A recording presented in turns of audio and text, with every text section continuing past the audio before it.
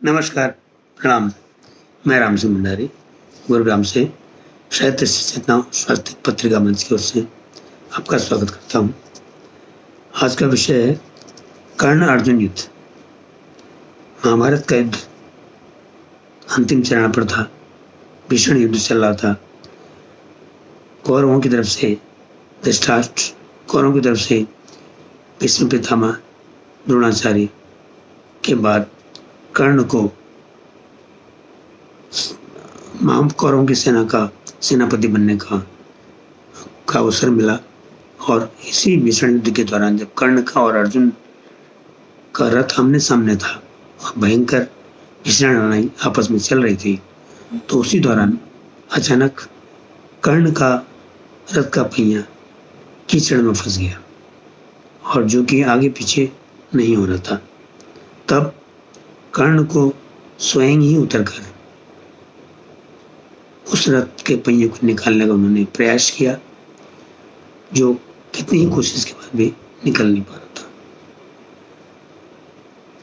तो इसी स्थिति में जब को लगा, श्री कृष्ण को लगा कि यही एक मौका है कि अर्जुन को इस स्थिति में कर्ण को तीर चलाना चाहिए, तो वो कहते हैं, श्री कृष्ण कहते हैं अर्जुन से कि अर्जुन, यही एक मौका है कि जब तुम कर्ण को मार सकते हो, फिर दोबारा मौका नहीं मिलेगा।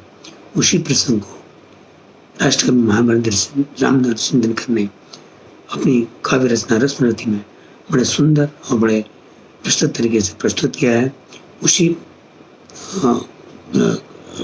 उसी के प्रसंग में कुछ चंद पंक्तियां यहाँ प्रस्तुत हैं। विपद में कर्ण को वो यूं ग्रस्त पाकर, सरासनहीन अस्त व्यस्त पाकर, जगाकर पार्थ भगवान बोले, जगाकर पार्थ को भगवान बोले, खड़ा है देखता क्या मौन भोले। सरासन तान, बस अवसर यही है, घड़ी फिर और मिलने को नहीं है। विशिक कोई गले से पार कर दे, अभी ही शत्रु का संहार कर दे। और अर्जुन संकोच में पड़ गया कि ऐसी स्थिति में क्या यह न्यायोचित, क्या धर्मोचित होगा कि नियत्ते पर वार करना। अर्जुन सोच ही रहा था, तो उसने कहा कि नरोचित क्या कर्म होगा, मलिन इससे नहीं क्या धर्म होगा। तब श्री कृष्ण भगवान कहते हैं, क्योंकि वो जानते थे कि अर्जुन कर्ण ने दुर्योधन के साथ रहते हुए दुर्योधन के जितने भी जो भी कर्म किए थे वो सब अधर्म और अन्याय रूपी थे, और उसमें कर्ण का बराबर साथ था। तो इसलिए वो हंसते हुए कहते हैं, हंसे केशव वृथा हठानता है, अभी तो धर्म को क्या जानता है। कहूँ जो पाल उसको धर्म है, कहूँ जो पाल उसको धर्म है, या हनन कर शत्रु का सत्कर्म है। क्रिया को छोड़ चिंतन में फंसेगा, क्रिया को छोड़ जो चिंतन में फंसेगा, उलट कर काल तुझको ही डसेगा, तुझको ही ग्रसेगा। और जब अर्जुन तीर चलाने को तैयार था, तब कर्ण उनको रोकते हैं कि ये गलत है, नियत्ते पर वार नहीं करना चाहिए, ये न्यायोचित नहीं है। लेकिन इस बीच कर्ण, श्री कृष्ण और अर्जुन के बीच में वार्तालाप होती है। श्री कृष्ण भी उसको बताते हैं किस तरह से कर्ण ने अधर्म का साथ देकर अभिमन्यु को मारा, द्रौपदी का चीरण हुआ और धृतराष्ट्र को द्रौपदी का चीरण हुआ, भीम को जहर दिया गया। तो ये सारी बातें आपस में तीनों के बीच में होती हैं। लेकिन जब वो समझ जाता है कि अब उसका अंत निश्चित है और अर्जुन इस मौके को नहीं छोड़ेगा, तब वो मन ही मन जो उसके मन में जो उद्गार आते हैं वो इस तरह से होते हैं।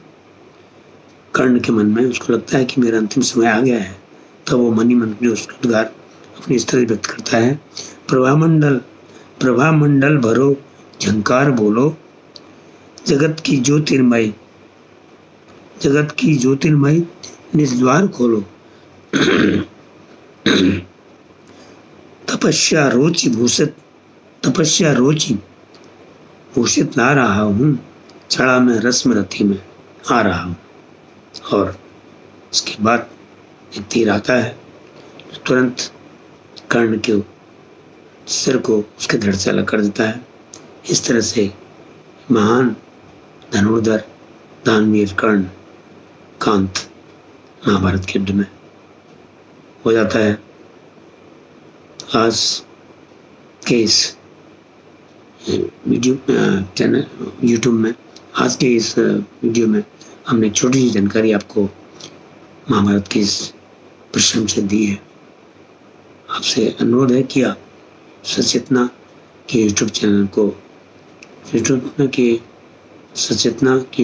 को लाइक करें, सब्सक्राइब करें और स्वास्तिक पत्रिका और सचेतना ग्रुप के द्वारा जो भी सनातन धर्म से के प्रचार प्रसार के हेतु प्रयास किए जा रहे हैं उनको सराहें और हमारा सहयोग करें। धन्यवाद। नमस्कार।